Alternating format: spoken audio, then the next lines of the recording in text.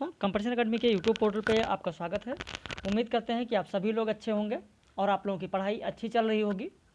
आपके इस बैच में जो 15 नवंबर से बैच चल रहा है, इस बैच में हम लोगों ने बात किया, इससे पहले प्रगतिवाद प्रयोगवाद की इसकी बात हम लोगों ने कर ली। और आज जो हम लोग बात करने जा रहे हैं वह नई कविता की बात आज हम लोग करने जा रहे हैं। नई कविता का लेक्चर आज आपको मिलेगा और जैसा कि आप जानते हैं कि इसी पर आधारित रात में 9 बजे लाइव कक्षा भी होती है। आज का ये वीडियो बहुत ही महत्वपूर्ण है आप लोगों के लिए और पीडीएफ में बहुत सारी चीज़ें नहीं होती हैं। आप लोग कॉपी पेन लेकर बैठें, मैं हर वीडियो में बताता हूं। जो नए लोग जुड़ते जाते हैं वो नए लोग भी ध्यान रखें कि कॉपी पेन लेकर बैठें। बहुत सारी चीज़ पीडीएफ में नहीं होती है, आप लोगों को बताया जाता है तो उसे आप लोग लिखते चलें। तो आइए शुरू करते हैं नई कविता। इससे पहले जब प्रयोगवाद हम लोगों ने बात किया तो प्रयोगवाद में तार सप्तक, प्रथम सप्तक, द्वितीय सप्तक, तृतीय सप्तक, इन सब की बात कर ली थी। इनका प्रकाशन कब हुआ उन सब की बात कर ली। उसके अंतर्गत कवि कौन कौन से हैं उनकी बात कर ली। लेकिन जो दूसरा सप्तक है उसी दूसरे सप्तक से नई कविता प्रारंभ होती है और यहीं से हम लोग नई कविता की बात करेंगे। नई कविता छठे दशक की कविता है।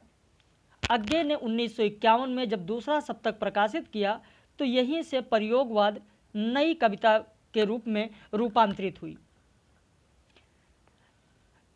तो जब यहीं से नई कविता रूपांतरित हुई तो इसलिए आप लोगों के लिए एक प्रश्न यहीं पर बन जाता है कि नई कविता का नामकरण किसने किया, नई कविता नाम किसने दिया।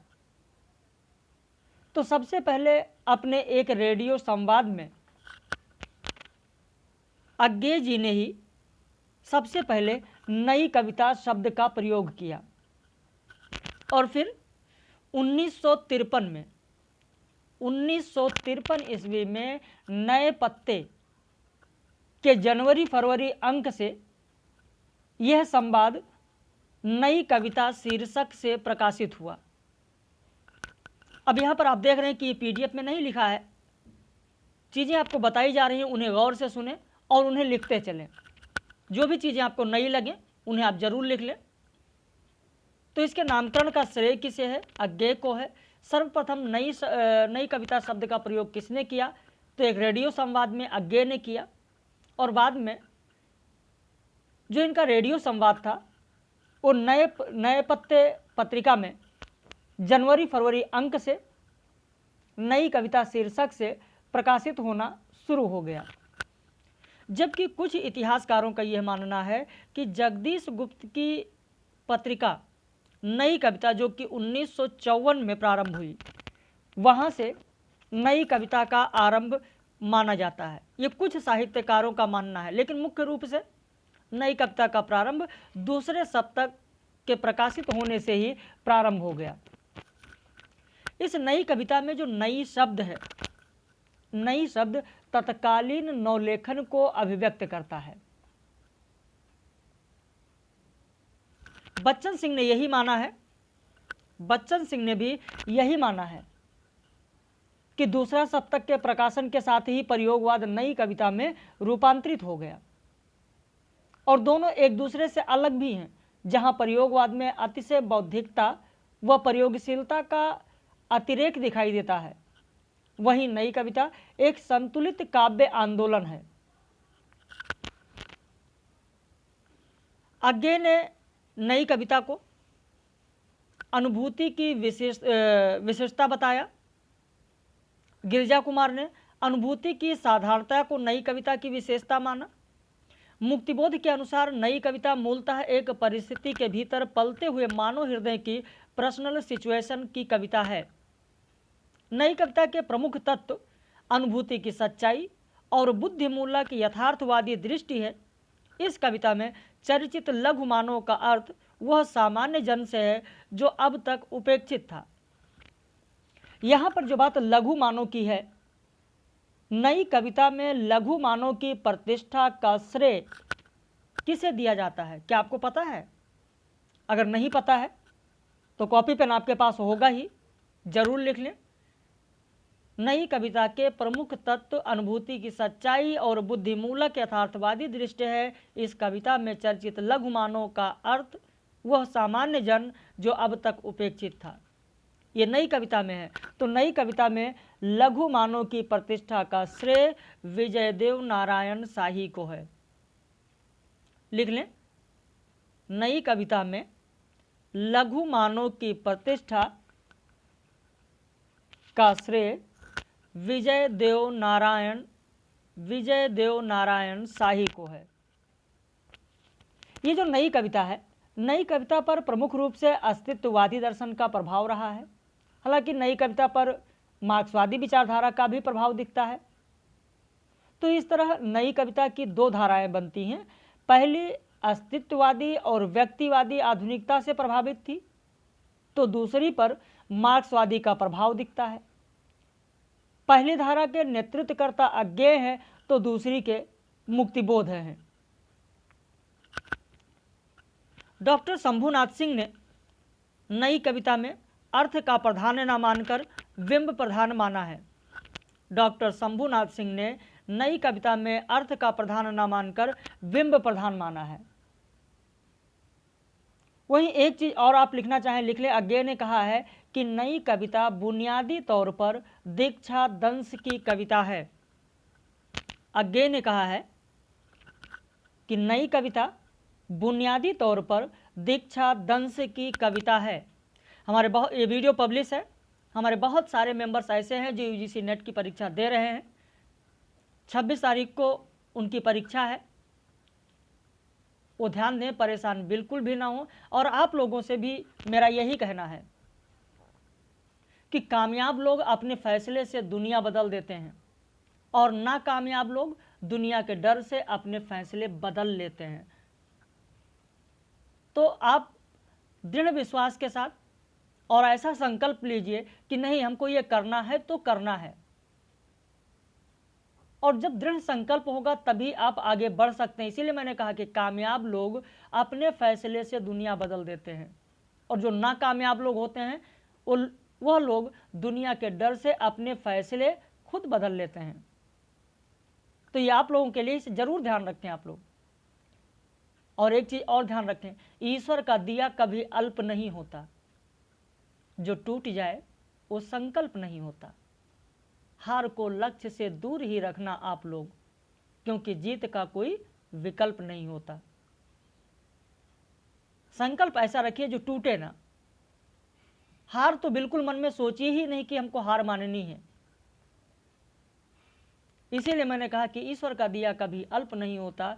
जो टूट जाए वो संकल्प नहीं होता। हार को लक्ष्य से दूर ही रखना आप लोग, क्योंकि जीत का कोई विकल्प नहीं होता। कुछ लोग पढ़ते नहीं, कहते हैं आज नहीं कल पढ़ लेंगे, परसों पढ़ लेंगे, कुछ दिन बाद पढ़ लेंगे। तो ऐसा बिल्कुल भी ना करें। कल को बेहतर करने के लिए आपको आज संघर्ष करना होगा। आपका कल तभी बेहतर हो पाएगा जब आप आज संघर्ष करने की हिम्मत दिखा पाएंगे। खैर, ये मेरा सुझाव है आप लोगों को। बाकी आप लोग खुद समझदार हैं, चीज़ों को समझते हैं। तो नई कविता के जो कवि हैं वो कौन कौन से कवि हैं, आइए उनकी बात करते हैं। लेकिन उससे पहले थोड़ी सी चीज़ और आप लोगों से चर्चा कर लें, फिर हम लोग आगे बढ़ते हैं। नई कविता की समय सीमा को लेकर भी विवाद रहा है। नई कविता की समय सीमा को भी लेकर विवाद रहा है। जो समय सीमा की बात है वह आपको बता दें, थोड़ा सा आप ध्यान दें, फिर आगे हम लोग बढ़ते हैं। लक्ष्मीकांत वर्मा नई कविता का प्रारंभ 1951 से मानते हैं। बच्चन सिंह भी 1951 से मानते हैं, दूसरा शतक के प्रकाशित होने से। वहीं शमशेर बहादुर भी 1951 मानते हैं। लेकिन नंद दुलारे वाजपेयी और एक बाल कृष्ण राव, इन लोगों का मानना है कि छायावाद के पतन के एकदम बाद छायावाद के पतन के एकदम बाद 1937 से ही नई कविता का आरंभ हो गया है।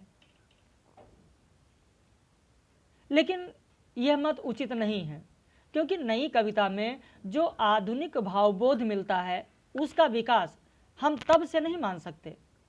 नई कविता अपने सार तत्व में प्रगतिवाद व प्रयोगवाद का विकास होकर भी उससे भिन्न आंदोलन है, तो 1937 नहीं माना जा सकता, जैसा कि नंदुलाल वाजपेयी और बालकृष्ण राव का मानना है। वही शंभुनाथ सिंह का मानना है, शंभुनाथ सिंह, कॉपी पेन लिए हैं तो जरूर लिख लें, शंभुनाथ सिंह, उनका मानना है कि नई कविता को प्रयोगवाद से अलग नहीं किया जा सकता। देखिए, यह भी मत उचित नहीं है। उचित क्यों नहीं है? क्योंकि प्रयोगवाद में प्रयोगशीलता की केंद्रीयता है, जबकि नई कविता में प्रयोग केंद्रीय प्रवृत्ति के रूप में नहीं दिखाई पड़ता है। वहीं गिरिजा कुमार माथुर का अलग से मानना है। क्या मानना है? थोड़ा सा समय दीजिए, और जितना आप विस्तृत पढ़ेंगे उतना आप लोगों के लिए बेहतर रहेगा। गिरिजा कुमार माथुर, नाम लिख लीजिए, गिरिजा कुमार माथुर और राम स्वरूप चतुर्वेदी। गिरिजा कुमार माथुर और राम स्वरूप चतुर्वेदी, इन लोगों का ये मानना है कि नई कविता प्रगतिवाद और प्रयोगवाद दोनों की विरासत से निर्मित संश्लेषण की कविता है। नई कविता प्रगतिवाद और प्रयोगवाद दोनों की विरासत से निर्मित संश्लेषण की कविता है। नई कविता पत्रिका के प्रकाशन के साथ ही इसका आरंभ माना जा सकता है। तो नई कविता पत्रिका का प्रकाशन कब हुआ है? 1954 में हुआ है, जो कि जगदीश गुप्त द्वारा संपादित है। तो जगदीश गुप्त की पत्रिका से नई कविता का प्रारंभ किसने माना? तो गिरिजा कुमार माथुर भी मानते हैं और रामस्वरूप चतुर्वेदी भी मानते हैं। लेकिन वैसे मुख्य रूप से इसकी जो काल सीमा है वह 1951 से दूसरे शतक के प्रकाशन से ही माना जाता है, जो सर्वमान्य मत है। नई कविता की प्रवृत्तियां करने से पहले उस समय का समाज क्या था, उस पर थोड़ा सा बात कर लेते हैं, फिर आगे बढ़ते हैं। देखिए, जब तक कॉन्सेप्ट नहीं क्लियर होगा, किसी समाज को नहीं समझेंगे, उस युग के समाज को नहीं समझेंगे, तब तक आप आगे नहीं बढ़ सकते हैं, चीज़ों को नहीं समझ पाएंगे। यह ऐसा युग है कि दूसरा विश्व युद्ध हो गया, उसके बाद विश्व पूंजीपति और मार्क्सवादी दो खेमे में बंट गया और दोनों गुटों में शीत युद्ध की स्थिति बन गई। तो इस दौर में मार्क्सवाद के खिलाफ व्यक्ति की स्वतंत्रता का नारा बुलंद किया गया। इस बात पर ध्यान आकर्षित किया गया कि मार्क्सवाद सभी प्रकार की स्वतंत्रताओं का अपहरण करता है और समाजवादी देशों में बुद्धिजीवियों, लेखकों और जनता को स्वतंत्रता प्राप्त नहीं है। नई कविता पर मुख्यतः अस्तित्ववादी दर्शन का प्रभाव पड़ा है, हालांकि इस पर मार्क्सवाद का भी प्रभाव रहा है। तो इस तरीके से जो नई कविता थी, मैंने आपको बताया कि दो धाराओं में बटी, पहली मार्क्सवाद से प्रभावित तो दूसरी अस्तित्ववाद और व्यक्तिवादी आधुनिकता से प्रभावित। इधर भारत की अगर बात करें तो भारत में स्वतंत्रता के बाद आर्थिक विषमता कम नहीं हुई। जैसा कि पहले माना जाता था कि भारत आज़ाद हो जाएगा, लोगों के बीच ये मान्यता थी कि भारत आज़ाद होगा, हम आज़ाद होंगे, हमारे यहाँ जो कमियां हैं वो पूरी हो जाएंगी, आर्थिक विषमता है वो समाप्त हो जाएगी, गरीबी अमीरी के बीच जो भेदभाव है समाजवादी की वजह से वह मिट जाएगा। लेकिन जितना सोचा गया था उतना हुआ नहीं, और इसी कारण लोगों में एक नई भावना जागृत हुई।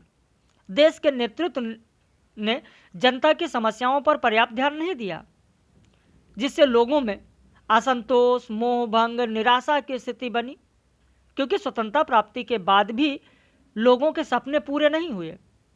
और इसी पृष्ठभूमि पर नई कविता का उदय हुआ।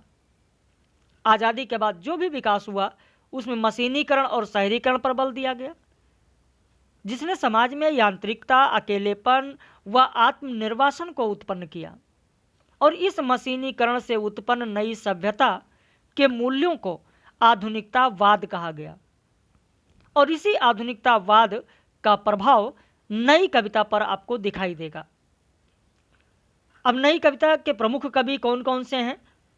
तो अज्ञेय हैं, भवानी प्रसाद मिश्र हैं, रघुवीर सहाय हैं, सर्वेश्वर दयाल सक्सेना, धर्मवीर भारती, श्रीकांत वर्मा, मुक्तिबोध, गिरिजा कुमार माथुर, विपिन चंद्र अग्रवाल, जिसमें से कल हम लोगों ने अज्ञेय की बात कर ली है विस्तृत, मुक्तिबोध की बात कर ली है, इनकी रचनाओं की बात कर ली है, और आज हम लोग इसकी प्रवृत्तियों की बात करेंगे। और फिर उसके बाद भवानी प्रसाद मिश्र, रघुवीर सहाय, सर्वेश्वर दयाल सक्सेना, इन सबके बारे में बात किया जाएगा और इन पर आधारित रात में लाइव कक्षा में प्रश्नोत्तरी होगी। नई कविता की प्रमुख प्रवृत्तियां क्या थीं? पहली प्रवृत्ति है यथार्थ के प्रति उन्मुक्त दृष्टि। तो इस कविता में भोगे हुए यथार्थ को महत्व दिया गया है। ये भोगा हुआ यथार्थ क्या है? भोगा हुआ यथार्थ क्या है? तो यह एक ऐसा यथार्थ है जिसमें वायव्यता नहीं बल्कि अनुभव की आंच है। ये कभी छायावादी, अति भावुकता व प्रगतिवादी यांत्रिक विचारधारा का खंडन करके अनुभूति की प्रामाणिकता पर बल देते हैं और इसी अनुभूति की प्रामाणिकता को देखें तो सर्वेश्वर दयाल सक्सेना बताते हैं कि बिना अनुभूति के कविता नहीं लिखी जा सकती। बिना अनुभूति के कविता नहीं लिखी जा सकती। और ये पंक्तियां देखें, उन्होंने लिखा कि लिपटा रजाई में मोटे तकिए पर धर कविता की कॉपी, ठंडक से अकड़ी अंगुलियों से कलम पकड़ पकड़ मैंने इस जीवन की गली गली नापी, हाथ कुछ लगा नहीं, कोई भी भाव कम वक्त जगा नहीं। तो सर्वेश्वर दयाल सक्सेना यही कहते हैं कि बिना अनुभूति के कविता नहीं लिखी जा सकती। इतना ही नहीं, नए कवियों ने सत्य की गहराई को अपने अनुभवों से आंका है, सत्य की चोट को स्वयं पर सहा है और इसीलिए सर्वेश्वर दयाल सक्सेना ने कहा कि मैं नया कवि हूं, इसी से जानता हूं सत्य की चोट कितनी गहरी होती है। ये पंक्तियां इसलिए बताई जा रही हैं कि आपने देखा होगा लगभग हर परीक्षाओं में अब पंक्तियां दी जाती हैं और पूछी जाती है पंक्तियां किसकी हैं। तो मुख्य रूप से जितनी भी परीक्षाएं हुई हैं, जितनी पंक्तियां पूछी जाती हैं, वो काव्य प्रवृत्ति के आधार पर ही पंक्तियां पूछी जाती हैं। तो इसे जरूर ध्यान रखें। दूसरी काव्य प्रवृत्ति देखते हैं, लघु मानव की अवधारणा। अब ये लघु मानव क्या है? लघु मानव वही मानव है जो पहले संस्कृति के केंद्र में था, किंतु जिसके महत्व में अचानक कमी आई। क्यों कमी आई? ऐसा क्या हुआ कि कमी आ गई? या फिर नई कविता में ये लघु मानव की अवधारणा क्यों विकसित हुई? मान लिया आप इंटरव्यू देने जाते हैं, आपसे पूछ लिया जाता है कि नई कविता में लघु मानव की अवधारणा क्यों आई, क्या कारण था? तो जैसा समाज होगा उसी समाज का प्रभाव साहित्य पर पड़ता है। तो अस्तित्ववादी दर्शन तथा दूसरा विशुद्ध मशीनीकरण, स्वतंत्रता से मोह भंग आदि स्थितियों के प्रभाव से ही नई कविता में लघु मानव की अवधारणा उभरी। और यह लघु मानव वही मानव है जो मैंने आपको बताया कि पहले संस्कृति के केंद्र में था, किंतु जिसके महत्व में अचानक भारी कमी आई। और वह कमी थी कि वह अपने आत्मसम्मान, संकल्प, जय पराजय आदि परिस्थितियों को समेटकर आगे बढ़ता है। उस पर कोई देवत्व आरोपित नहीं है। वह संकट में फंसकर अपना रास्ता स्वयं बनाता है और इसी कारण उसे अपनी लघुता से हीनता की भावना नहीं उपजी, बल्कि गर्व की अनुभूति हुई है।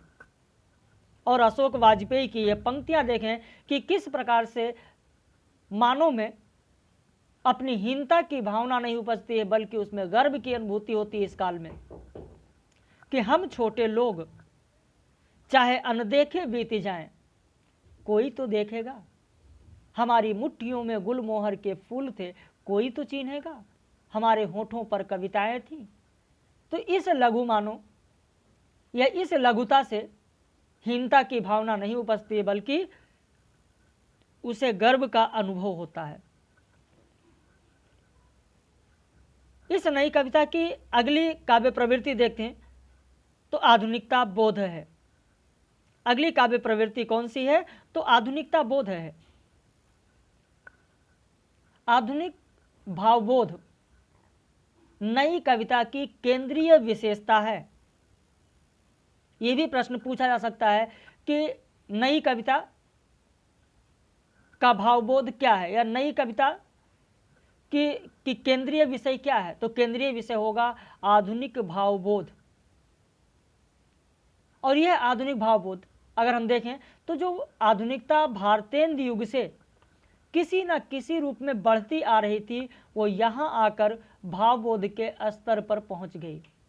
कहने का मतलब यह है कि इन कवियों के मूल चिंतन में शामिल हो गई, और इस कारण ये कवि संशय, निरर्थकता बोध, मोहभंग जैसी स्थितियों के शिकार हो गए। यह आधुनिक भावबोध मार्क्सवादी चिंतकों के विपरीत व्यक्तिवादी आधुनिक भावबोध है। इसीलिए आप देखेंगे कि रामविलास शर्मा ने कहा है कि नई कविता जीवन के नकार की कविता है, यह जीवन के विकृति की कविता है, यह हर तरह की नकारात्मकता को उत्सव भाव से चित्रित करती है। यह सब वह आधुनिक भावबोध के नाम पर करती है। यह संस्कृति, परंपरा और मनुष्य के उदात्त मूल्यों की उपेक्षा करता है। आधुनिक भावबोध की अगर हम विशेषताओं की बात करें तो ये जो आधुनिक भावबोध है, जो नई कविता की केंद्रीय विशेषता है, उसमें एक एक की अगर हम बात करें तो नई कविता वेदना को प्रतिष्ठा प्रदान करती है, क्योंकि यह वेदना अर्जित होने के कारण सकारात्मक है। यह वेदना है, कैसी वेदना? अर्जित की गई वेदना है। यह छायावादी वेदना की तरह भावों से नहीं, वरन विचारों की निर्मम ईमानदारी से पैदा होती है। इसीलिए आज्ञे ने कहा है कि दुख सबको मांझता है, और चाहे स्वयं सबको वह मुक्त करना ना जाने, किंतु जिन्हें यह मांझता है उन्हें यह सीख देता है कि दूसरों को मुक्त रखें। वहीं धर्मवीर भारती की भी यह पंक्ति आप देखें कि वह पीड़ा है जो हमको तुमको सबको अपनाती है, सच्चाई है, अनजाने को भी हाथ पकड़कर चलना सिखाती है। तो यह नई कविता में जो वेदना है, यह अर्जित होने के कारण सकारात्मक है, ईमानदारी होने के कारण सकारात्मक है। और इसी आधुनिक भावबोध की दूसरी विशेषता पर अगर हम बात करें तो आप देखेंगे कि नई कविता में संवेदना आधुनिक हो गई है। इसलिए जैसे ही कोई बात कवि के सामने आती है, वह उस पर संशय करने लगता है। और यह जो संशय है, जो संशय करने लगता है, यह संशय कैसा है? यह संशय आधुनिक जीवन दृष्टि का प्रस्थान बिंदु है। यह संशय क्या है? तो आधुनिक जीवन दृष्टि का प्रस्थान बिंदु है। कवि हर दिए गए सत्य पर संशय करता है, क्योंकि यह सत्य की उपलब्धि हेतु वांछनीय है। और इसीलिए नरेश मेहता की जो रचना है संशय की एक रात, उस संशय की एक रात की यह पंक्ति देखें कि कौन सा, कितना असत्य, इस सत्यासत्य का निर्माण करेगा कौन? ये सब स्वीकारोक्तियां हैं, सत्य नहीं। ओ पिता, संशय निकष है ऋत का भी। और इस आधुनिक भावबोध की अगर हम तीसरी प्रवृत्ति की बात करें तो देखते हैं, जब परंपरा द्वारा प्रदत्त मूल्यों के प्रति संशय पैदा होता है, तो व्यक्ति के जीवन से सार्थकता व संतोष खत्म होने लगता है। जीवन में यांत्रिकता व अनिश्चयात्मकता आ जाती है जो निरर्थकता बोध को जन्म देती है। और इसीलिए केदारनाथ ने कहा है, केदारनाथ सिंह की ये पंक्ति है कि जहाँ लिखा है प्यार वहाँ लिख दो सड़क, फर्क नहीं पड़ता। जहाँ लिखा है सड़क वहाँ लिख दो प्यार, फर्क नहीं पड़ता। मेरे युग का मुहावरा है, फर्क नहीं पड़ता।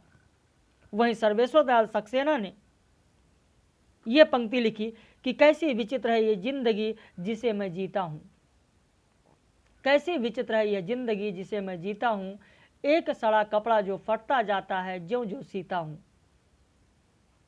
तो यहाँ पर आपने देखा आधुनिक भावबोध की यह तीसरी प्रवृत्ति। अब आधुनिक भावबोध की चौथी प्रवृत्ति की बात करते हैं कि जो संशय है।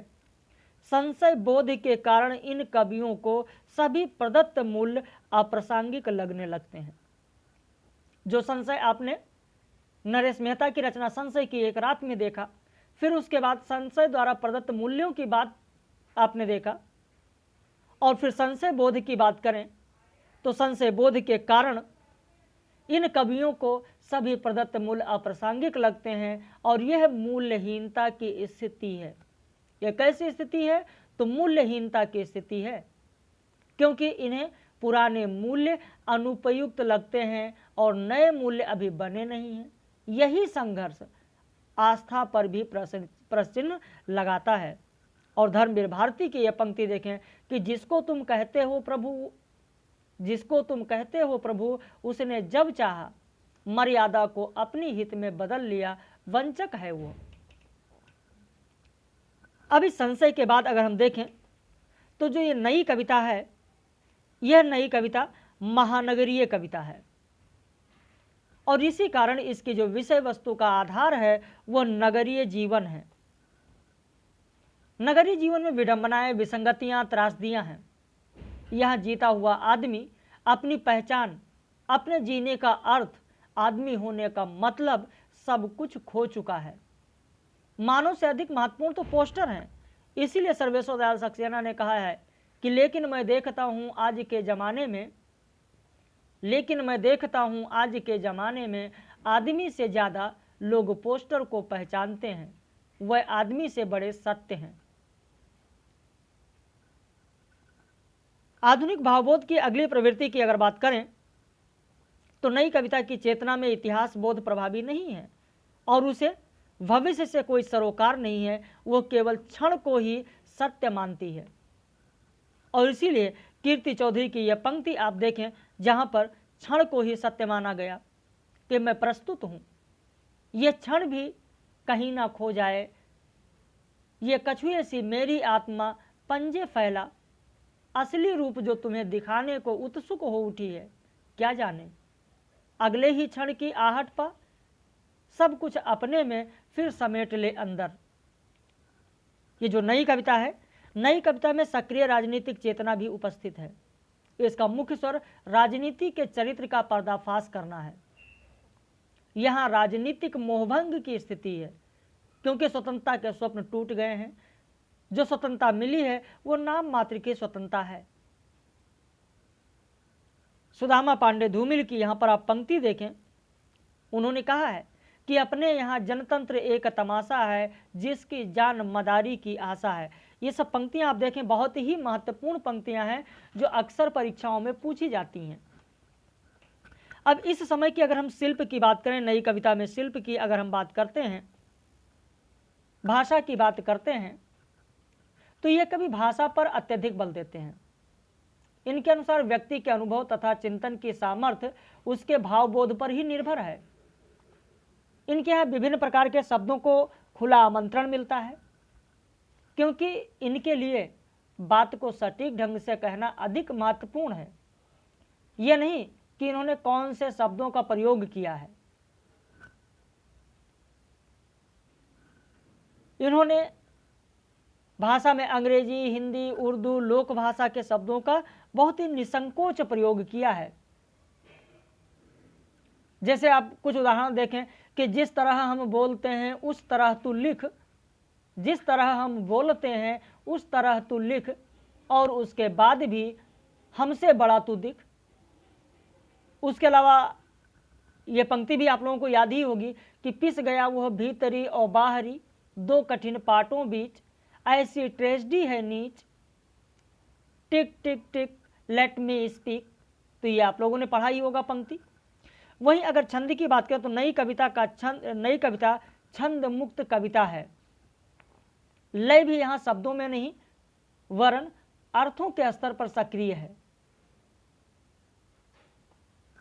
उपमानों की अगर बात करें, उपमानों की बात करें तो यहां पर आप देखेंगे नए नए उपमानों का प्रयोग हुआ है। नई कविता में प्रयोगवाद की तरह भावबोध की अभिव्यक्ति के लिए नए नए उपमानों का प्रयोग हुआ है। मुक्तिबोध जैसे कवियों ने प्राचीन व लोक उपमानों पर ही बल दिया है, लेकिन अज्ञे और जगदीश कुमार ने उपमानों की ताजगी को प्रस्तावित किया है। जैसे जगदीश कुमार की एक पंक्ति आप लोग जानते भी होंगे जहां तक है कि चांदनी चंदन सदृश हम क्यों कहें, चांदनी चंदन सदृश हम क्यों कहें, हाथ हमें कमलों सरीखे क्यों दिखें। हम तो कहेंगे कि चांदनी उस सिक्के सी है जिसमें चमक है पर खनक गायब है। ऐसे अगर हम बिंब की बात करें तो नई कविता बिंबों पर बहुत अधिक बल देती है, और इसीलिए यहां पर केदारनाथ सिंह ने कहा है कि मैं कविता में सबसे अधिक महत्व बिंब को देता हूं। तो यहां विराट बिंब नहीं है, सहज जीवन के साधारण बिंब है। विशेषता है यौन जीवन के बिंबों की बहुलता है।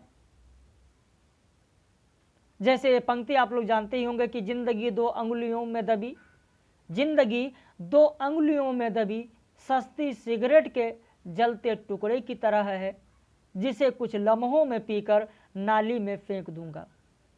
ऐसे काव्य रूप की अगर बात करें तो इस नई कविता में आपको लंबी कविता भी मिलेगी, प्रतीकात्मक छोटी कविता भी मिलेगी। लंबी कविताओं में कहीं तो विषय वस्तु ऐतिहासिक हैं, जैसे धर्मवीर भारती का जो अंधा युग है, कनुप्रिया है, नरेश मेहता की संशय की एक रात है, और कहीं कहीं विषय वस्तु युगीन बोध से प्रभावित है, जैसे ये अज्ञे की असाध्य वीणा, राजकमल चौधरी का मुक्ति प्रसंग, मुक्तिबोध की कविता अंधेरे में। तो ये सब लंबी कविताएं हैं और विषय वस्तु भी भिन्न भिन्न आपको मिलेगा, कहीं ऐतिहासिक मिलेगा तो कहीं युगबोध से प्रभावित मिलेगा। लेकिन ये जो लंबी कविताएं हैं, नई कविता में जो लंबी कविताएं हैं, यह छायावादी कविताओं की तरह प्रगीतात्मक नहीं है।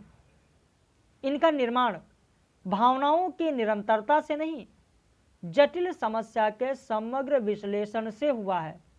और इसीलिए नई कविता की जो लंबी कविताएं हैं उन्हें कहीं कहीं पर कहा जाता है विश्लेषणात्मक लंबी कविताएं। मुख्य रूप से मुक्तिबोध की लंबी कविताओं में तो ये विशेषता आपको देखने को मिलेगी ही मिलेगी। प्रतीकात्मक छोटी कविताएं बहुत सारी हैं। वहीं अगर फंतासी की बात करें तो नई कविता में फंतासी शिल्प का पर्याप्त प्रयोग हुआ है। फंतासी क्या है? तो फंतासी वह कल्पना है या स्वप्न है जिसमें चेतन जीवन की अपूर्णताओं को मानसिक स्तर पर उपलब्ध किया जाता है। मुक्तिबोध एवं श्रीकांत वर्मा ने इसका शिल्पगत प्रयोग प्रभावशाली तरीके से किया है। व्यंग का भी प्रयोग आपको देखने को मिलेगा। लोकतंत्र को आप देखें किस तरीके से व्यंग किया गया कि लोकतंत्र को लाठी में जूते की तरह लटकाए चले जा रहे हैं सभी सीना फुलाए। तो सर्वेश्वर दयाल सक्सेना की पंक्ति है, और देखें आप कि किस तरह से व्यंग का प्रयोग यहाँ पर किया गया है।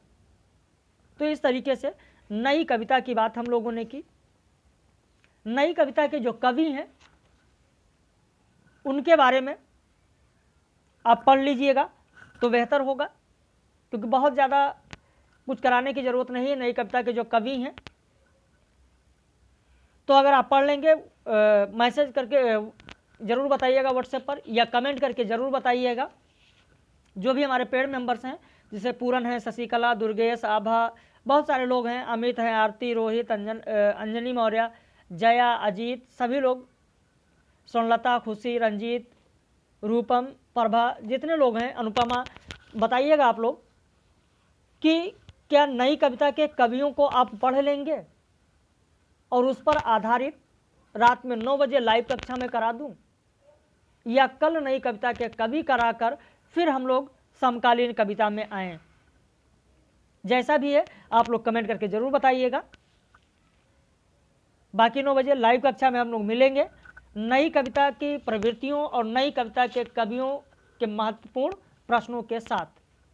और अगर आप लोग कर लेते हैं तो कल हम लोग समकालीन कविता करेंगे। किसी भी नॉर्मल किताब से अगर आप इन कवियों के बारे में पढ़ लेते हैं, बहुत ज़्यादा नहीं है, जैसे कवियों को भी आपने यहाँ पर देखा, नई कविता के जो कवि हैं, जिसमें मैंने अज्ञेय को पढ़ा ही दिया आप लोगों को, मुक्तिबोध मैंने आपको पढ़ा ही दिया, धर्मवीर भारती के बारे में बहुत ज़्यादा आपको अभी यहाँ पढ़ने की जरूरत नहीं, जब कविता होगी वहाँ पर पढ़ाएंगे आपको। श्रीकांत वर्मा, भवानी प्रसाद मिश्र, रघुवीर सहाय, सर्वेश्वर दयाल सक्सेना, गिरिजा कुमार माथुर, बिपिन चंद्र अग्रवाल, इनके बारे में अगर आप पढ़ लेते हैं तो रात में 9 बजे लाइव कक्षा में इनसे संबंधित हम प्रश्नोत्तरी करा देंगे और थोड़ी बहुत चीज़ आप लोग करते चलेंगे तो आप ही लोगों के लिए बेहतर रहेगा। तो आज भी लाइव कक्षा जो होगी वो पब्लिश होगी, ताकि जो हमारे मेंबर्स हैं, जो हमारे व्यूवर्स हैं, 26 को जिनकी परीक्षा है, उनको कुछ सहयोग मिल सके। तो हम लोग रात में 9 बजे लाइव कक्षा में मिलेंगे। आप लोगों ने वीडियो को देखा अंत तक और समय दिया, इसके लिए बहुत बहुत धन्यवाद।